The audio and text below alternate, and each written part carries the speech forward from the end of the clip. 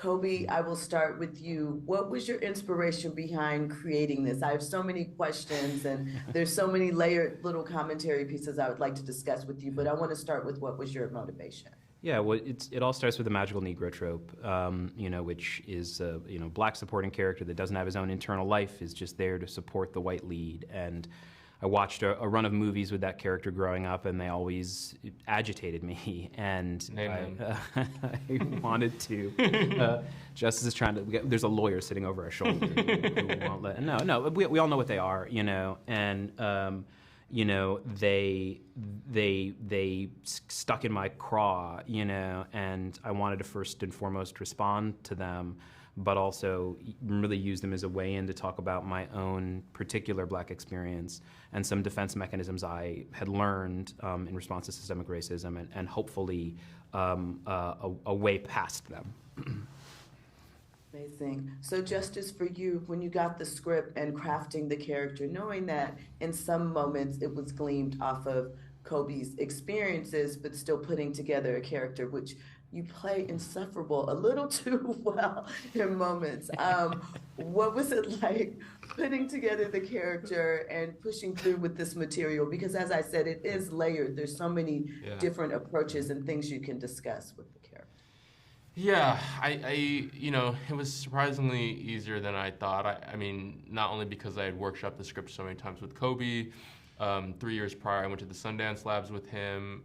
He invited me out, and we workshopped it there. And then over those 3 years, I would go to his house and workshop some scenes and stuff. But I connected to the original arc of the character because it was my experience. It was my story.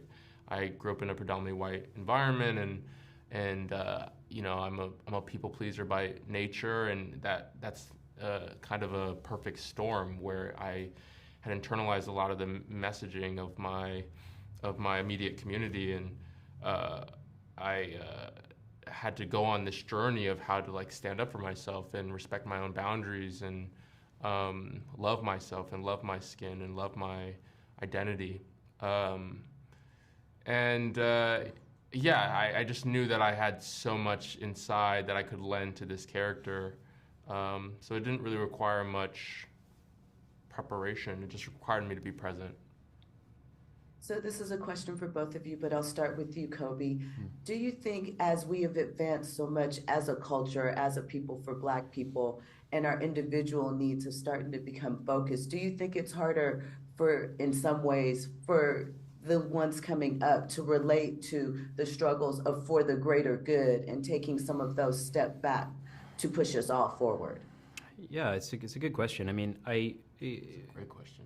I think that I want to answer it. Yeah, well, Justice wants to answer this. Well, no, I want to answer it too. I want to hear what you're going to say, but I mean, I just think it's you always grow up in a different world than your parents grew up in, right? And part of what the film is about for me personally is, the lessons I was explicitly taught by an older Black generation, particularly my father, about how to survive in America. And the America he was teaching me to survive in is not the America that I live in, and so that sort of generational trauma, really, and that generational sort of lesson, I think, is one of the million things that is a particular challenge to the Black community that we have to deal with that other people don't have to deal with. Is that there are honest to God life and death things my father was afraid of that he warned me about and taught me about that I, in my great privilege of living in this moment, don't have to worry about in quite the same way that he did. Knock wood. And there's an element of that in the film too. Absolutely, Obviously, the magical Negro society has some flawed views about how to, save Black people in America, but there is a level of what you do to survive. That like David's character is trying to instill in Aaron's character, in my character. But what I think is so interesting is that, the ways in which the older generations have survived and pushed the community forward are the reasons why we can be so individual today. Why young Black folk can be individualistic and redefine Blackness and redefine what it means to live in this society. And I think that's like incredibly beautiful. That's what they were fighting for. But you know, you still see like that monolithic nature when you have a black person in public view, specifically like a black artist. Yeah.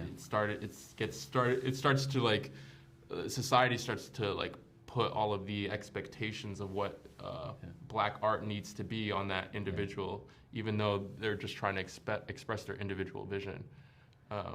You know, I think we're going to have to wrap that up there. Sorry, I talked so much. Sorry. It was such a good question. We could You talk ask about good it. questions. It's a good, So Jill, thank you so much. So sorry, we could talk about that for half an hour, Jill. Yeah. It's a thoughtful question, though. Yeah.